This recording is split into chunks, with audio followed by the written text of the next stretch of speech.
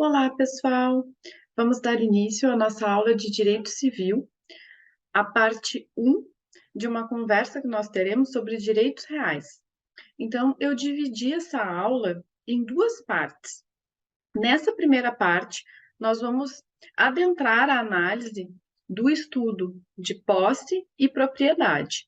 Então, vamos ver a parte teórica da posse, espécies de uso capião, depois vamos falar sobre os principais aspectos sobre o direito de propriedade, e depois, na parte 2 dessa mesma aula, que será uma segunda aula, na verdade, né, Direitos Reais, parte 2, nós vamos falar sobre direitos reais sobre coisas alheias e direitos reais de garantia. Então, eu vou colocar o nosso material aqui na tela.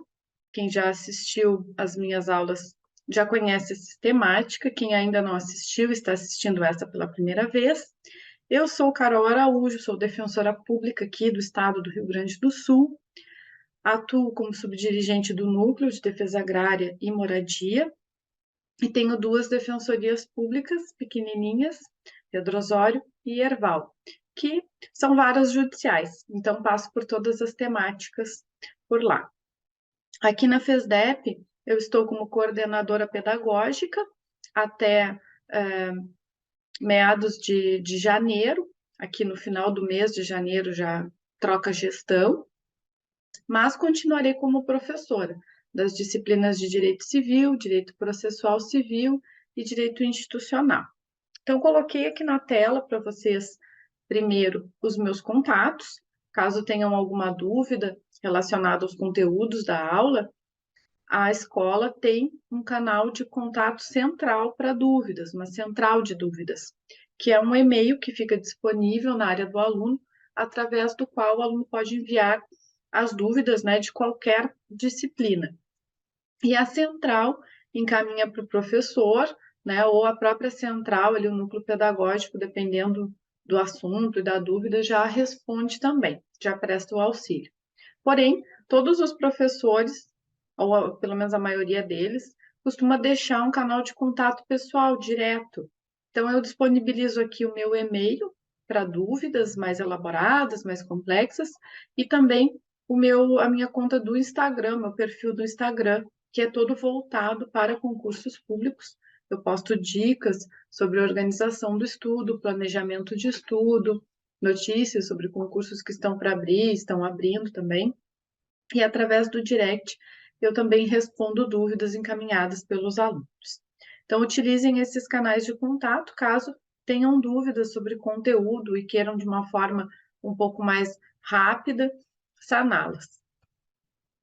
Sobre o nosso assunto de hoje, então, nós vamos iniciar falando sobre posse, e para isso nós precisamos entender o que de fato é considerado posse, tá? E nós temos duas principais teorias que explicam a posse, a teoria subjetiva e a teoria objetiva.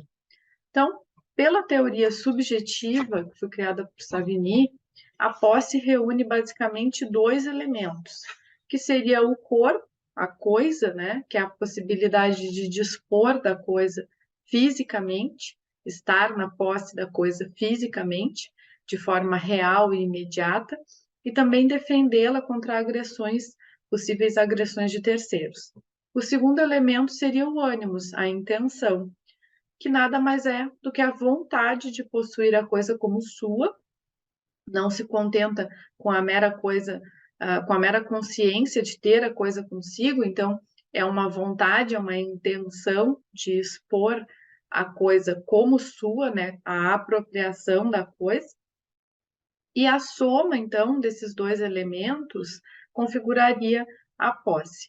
A diferença entre posse e detenção, basicamente, de uma forma mais superficial, reside justamente nessa intenção que o possuidor tem de ter a coisa como sua, de externar essa posse, de externar que ele detém aquela coisa, que ele está se apropriando daquela coisa.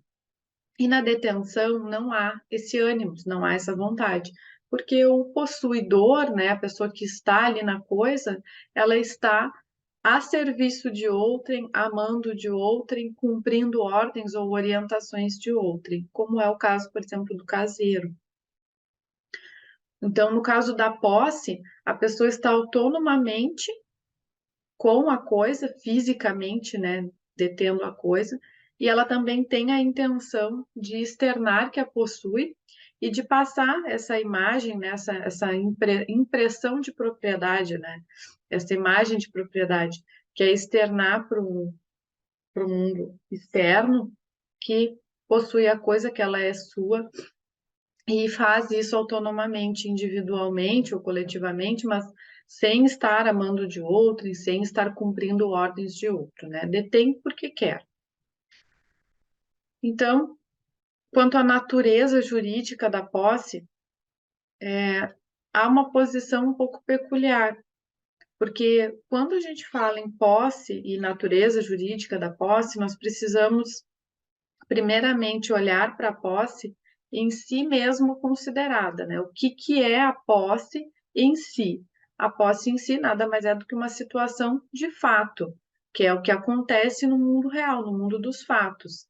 Justamente por quê? Porque a pessoa possui a coisa fisicamente e passa essa ideia, essa intenção, essa vontade de possuir, que é o ânimos dono, o ânimos de ser dono. Agora, a posse, considerada em seus efeitos como um instituto jurídico, ela é uma situação de direito, porque dela decorrem situações jurídicas. Ela influencia o mundo jurídico, ela influencia da teoria para a prática também, ou seja, produz efeitos, produz consequências jurídicas. Antigamente não se distinguia a posse direta da indireta, então tudo era posse, não importa se era uma posse direta ou se era aquela posse exercida através de outra pessoa, né? Todas as posses tinham o mesmo tratamento e produziam os mesmos efeitos. Depois, para a teoria objetiva de Ehring, a posse exige apenas o corpo, ou seja, ela exige apenas que a pessoa possua fisicamente a coisa em seu poder, porque não é possível externar o ânimos. Então, para Ehring, essa vontade de ser dono, ela é incapaz de ser aferida externamente por outras pessoas. Nós não temos como comprovar isso, nós não temos como externar isso. Então, para configurar a posse, não se pode exigir um elemento que não pode ser externado, que não pode ser visto, que não pode ser comprovado. Então, assim, para Ehring, a posse e a detenção não se distinguiam ontologicamente, porque justamente como nós vimos, a principal diferença entre posse e detenção é que na detenção não tem o animus domini, porque a pessoa exerce a mando de outrem, exerce a pedido de outrem ou a serviço de outrem, que seria, né, o proprietário ou o real possuidor. Então, nesse caso aqui, seguindo a teoria objetiva de Ehring e exigindo-se apenas o corpo, a posse física da coisa, para que se tenha como existindo a posse, nós não conseguiríamos diferenciar a posse e a detenção, porque o detentor, naquele exemplo que eu dei, o caseiro, ele também tem a posse, segundo essa teoria, porque ele também tem a coisa fisicamente. Ele está ali, embora ele esteja a serviço de outrem, ele está fisicamente com a coisa. E na distinção que Ehring trabalha para posse e detenção, nós temos ali a causa possessiones, que seria algo anterior, algo que precederia a configuração da posse exatamente, né? Que seria a que título a pessoa tem a posse. E aí nós teríamos que analisar de uma forma antecedente à posse em si, a que título a pessoa passou a exercer a posse da coisa, que título a pessoa passou a possuir a coisa. Quando ela começou a ter fisicamente a coisa, a que título, a que pretexto? Se ela passou a ter por vontade própria, autonomamente, né, por iniciativa própria, ela vai ter uma posse. Se ela passou a ter a coisa fisicamente, a mando de outrem, a serviço de outrem, por ordem de outrem, ela vai ter detenção. Não vai ser possuidor, vai ser detentor. Então, o mais correto do que aludir A vontade é aludir ao título, é aludir à origem daquela ação, origem daquele fato. Então, nesse caso aqui de Ehring, haveria uma distinção entre posse direta e indireta, porque ele vai sempre buscar no fato anterior à posse em si. Ele vai sempre buscar a origem, né? A que título aquilo existe. Então, nesse caso, a posse direta, ela conseguiria ser diferenciada da posse indireta, porque o possuidor direto ele está em contato com a coisa e o indireto ele está exercendo a posse através daquele que está em contato com a coisa. E aí nós conseguiríamos buscar na origem, no surgimento desse desmembramento de posse, essa distinção. No Código Civil, a posse é tratada antes da propriedade, e isso reforça a sua autonomia como um instituto jurídico autônomo, né, e não um desmembramento, um fracionamento da propriedade. Porque muito se discutiu se a posse ela existiria como um direito autônomo, já que ela configura um desdobramento, né, ou uma parcela do direito de propriedade, porque o proprietário ele vai ter a posse ou direta ou indireta da coisa, né? A posse é uma decorrência do direito de propriedade, mas muito se discutiu se ela era um direito autônomo que poderia ser exercido individualmente, né? Descolado do direito de propriedade ou não. E o fato de ela ser tratada ali topograficamente dentro do Código Civil de forma autônoma e antes da propriedade nos reforça essa ideia de que sim, ela é um direito autônomo, ela pode ser tratada de forma descolada da propriedade. O possuidor, ele é definido como aquele que tem de fato o exercício, e esse exercício pode ser pleno ou não, de alguns dos poderes da propriedade. Então, além de ser uma parcela do direito de propriedade, a própria posse, como direito em si, reúne elementos do direito de propriedade. Não todos, obviamente, porque se reunisse todos seria propriedade, mas alguns dos poderes que o proprietário também tem. Aí é que nós falaremos sobre o ius possidendi e o ius possessione. O ius possidendi é a faculdade inerente ao domínio. Posso exercer a posse porque sou titular de um direito, então ela decorre intrinsecamente do direito em si. E o ius possessionis é a posse considerada em si mesma de forma independente do título ou do domínio. Então, posso continuar a possuir porque possuí até agora. Então, no ius possidendi, nós temos uma posse que decorre do direito de propriedade, decorre de uma titularidade. Então, o sujeito é proprietário de um imóvel e, em razão disso, ele possui o imóvel. Em razão disso, ele tem a posse do imóvel, direta ou indireta. É a posse atrelada ao título, a posse atrelada e decorrente do domínio. Já no ius possessionis, não há título, não há domínio, não há propriedade, mas há posse. Então, a pessoa já possuiu o imóvel por um determinado período de tempo e ela vai continuar a possuir, ela tem o direito de continuar a possuir, porque ela já tem a posse autonomamente estabelecida. Então, quando nós falamos de posse decorrente do domínio ou de um título, de uma titularidade, de uma propriedade, nós falamos em ius possidendi. Quando nós falamos em posse por si só, de forma autônoma, nós falamos em ius possessionis. Cuidado com esses termos, porque eles costumam aparecer em prova de primeira fase e costumam normalmente aparecer nas posições erradas.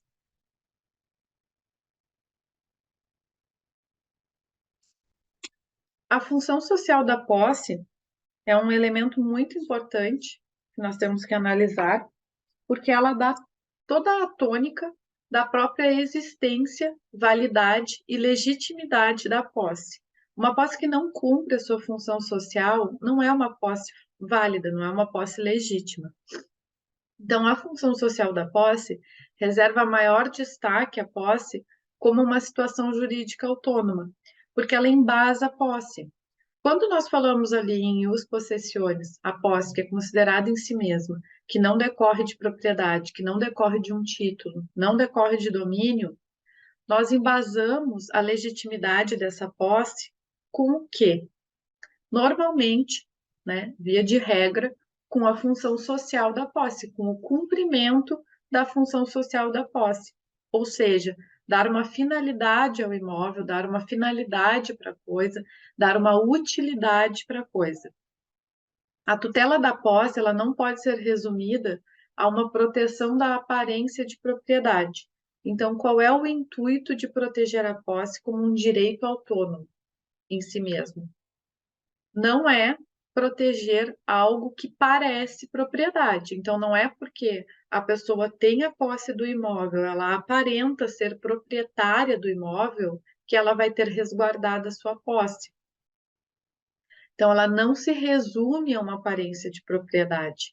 Ela pode ser também uma aparência de propriedade, quando tiver presente ali, de alguma forma, externado o animus domini, mas ela não é só isso. O cumprimento da função social, ele também funciona como um critério de definição da posse e também funciona como um critério mais útil ainda de definição da melhor posse. Então, quando nós precisamos analisar, dentre várias pessoas que possuem o imóvel, qual tem mais legitimidade, qual posse tem mais validade, uma perante as outras, nós vamos analisar qual dessas pessoas, qual desses possuidores cumpre a função social da posse. Então, no caso de composse, ou no caso de posse coletiva, em que nós precisamos detalhar essa posse e especificar, né? Ou quando há litígio sobre a posse de um determinado bem, nós vamos resolver esse litígio, essa situação de conflito, analisando quem tem a melhor posse. E quem tiver a melhor posse vai ter o seu direito legitimado. Só que para isso nós precisamos de um critério para eleger qual das posses concomitantes é a melhor. E esse critério é o cumprimento da função social, é dar uma finalidade, é dar uma utilidade para a coisa. Além disso, a ampliação do acesso à utilização dos bens no quadro social de escassez em que se vive concretiza valores fundamentais do ordenamento jurídico. Então, sempre que nós ampliarmos o espectro de considerar a validade de direitos, especialmente se tratando de direito à moradia, nós estamos concretizando valores fundamentais do ordenamento jurídico. E legitimar a posse é um instrumento de regularização fundiária, é um instrumento de regularização urbana e fundiária muito eficaz e muito efetivo, né, dentro principalmente de cidades de porte médio ou grande. E aí nós podemos falar, né, em instrumentos de legitimação da posse, de regularização da posse, através da uso capião, da concessão de direito real de uso, da concessão de uso especial para fins de moradia e vários outros instrumentos que nós temos à nossa disposição para regularizar posse. Ainda sobre a natureza jurídica da posse, então, para os que entendem tratar-se de um direito, haveria discussão sobre tratar-se de um direito real, porque não está previsto no rol taxativo do artigo 1225, ou um direito obrigacional, que é o que prevalece atualmente com a previsão expressa de dispensa da outorga uxória ou marital exigida para os direitos reais. Então, quando nós vamos analisar a natureza jurídica da posse, vimos que ela está tratada de forma autônoma e antes do direito de propriedade.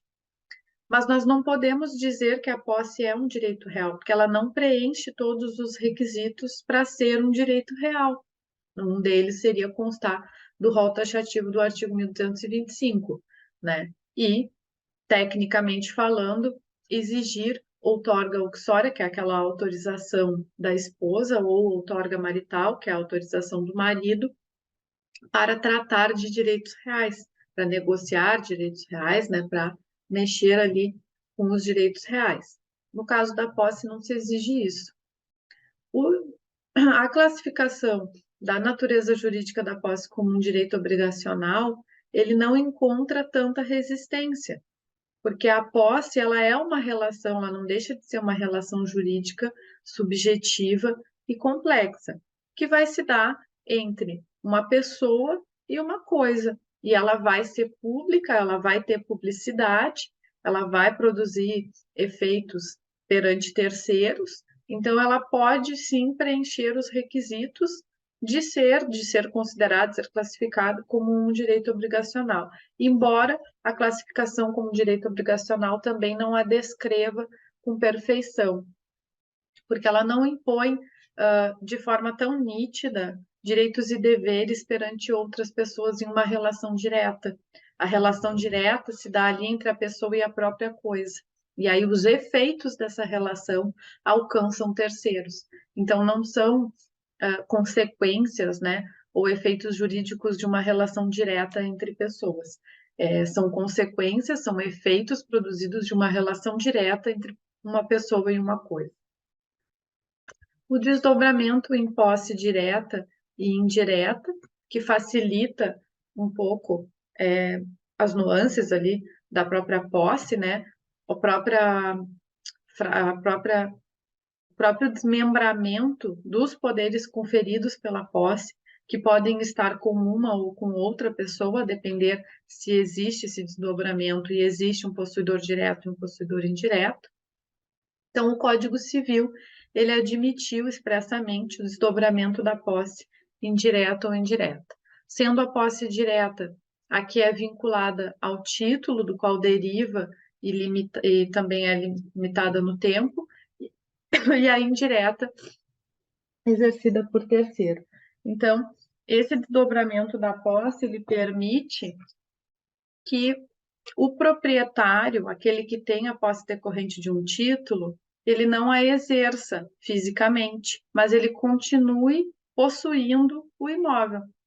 E também permite esse desdobramento para que a pessoa que possui o imóvel de forma legítima, mas não possui o título, porque não é o proprietário, ele tenha a condição de exercer alguns poderes da posse, como, por exemplo, proteger o bem, reaver o bem ou reivindicar o bem quando tiver tolhida a sua posse, quando tiver perturbada a sua posse, né? De alguma forma não consiga exercer plenamente essa posse. Então, é muito importante que exista esse desdobramento reconhecido juridicamente para que ambos, tanto o possuidor direto como o indireto, possa exercer poderes sobre a coisa em relação, né, a poderes decorrentes de uma posse. A posse injusta é aquela que contém alguns dos vícios da posse, né, que são vícios decorrentes da forma como a posse foi havida, foi iniciada. Então, pode ser uma posse violenta, pode ser uma posse clandestina, ou pode ser uma posse precária.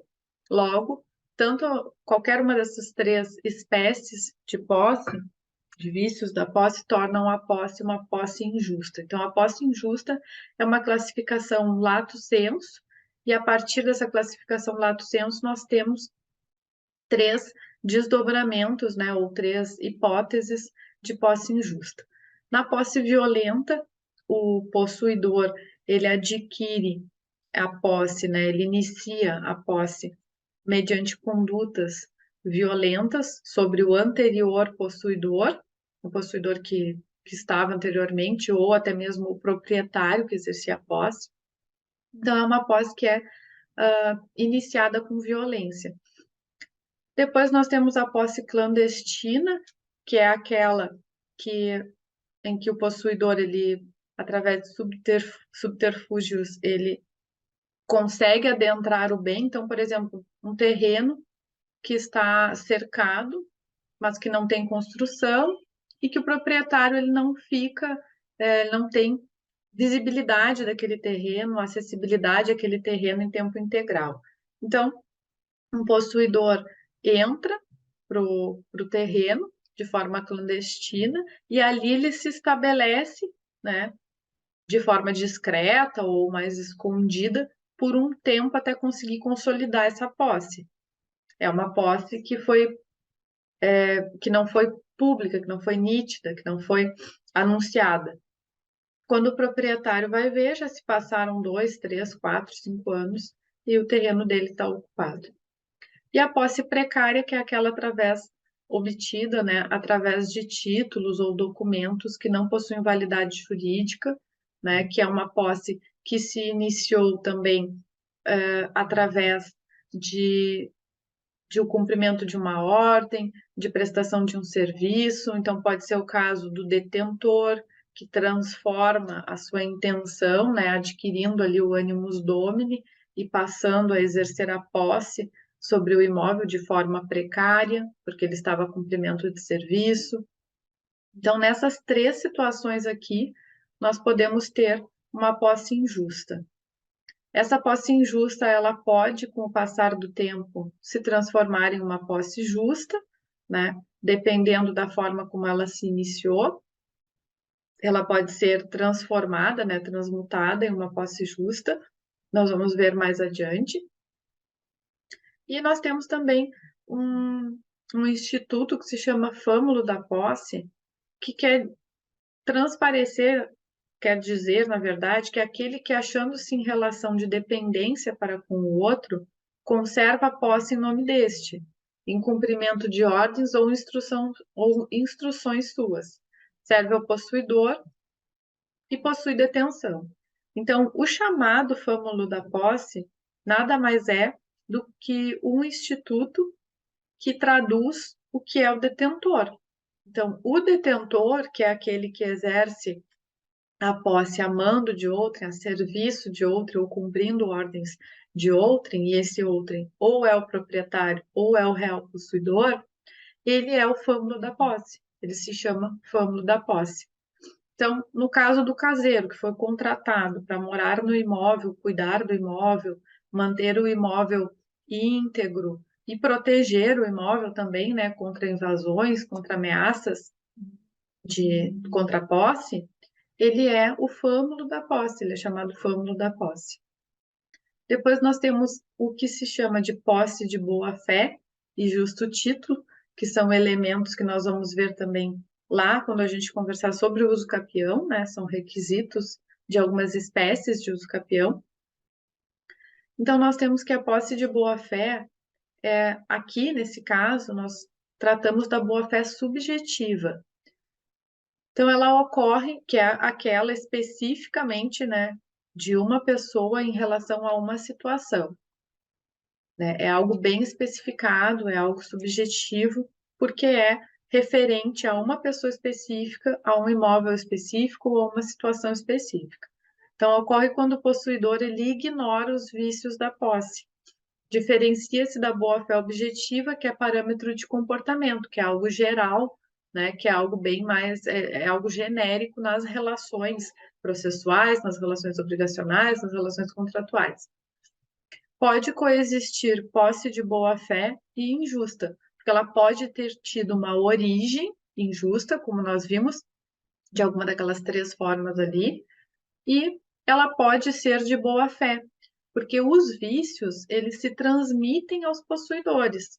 Então, quando eu vou adentrar um imóvel para possuí-lo e eu faço isso de forma clandestina, fico um determinado tempo e depois eu passo a minha posse adiante, eu estou passando para essa segunda pessoa uma posse clandestina, uma posse injusta, uma posse com um vício. Porém, essa pessoa que está adquirindo a minha posse, que está me sucedendo na posse daquela coisa, daquele bem, daquele imóvel, ela pode não ter tido conhecimento da forma como eu iniciei a minha posse. Então, ela recebe uma posse clandestina de boa-fé. Ela recebe uma posse que ela não sabe, que ela desconhece a origem, e ela passa a exercer essa posse de boa-fé, justamente porque ela desconhece que a origem da posse foi clandestina, nesse exemplo que a gente utilizou aqui, que a origem da posse eivou essa posse com um vício, transformou essa posse em uma posse injusta. Então, vou encerrar o nosso primeiro bloquinho, nós voltamos no segundo, falando do justo título, porque mais adiante nós vamos conversar sobre as espécies de uso capião.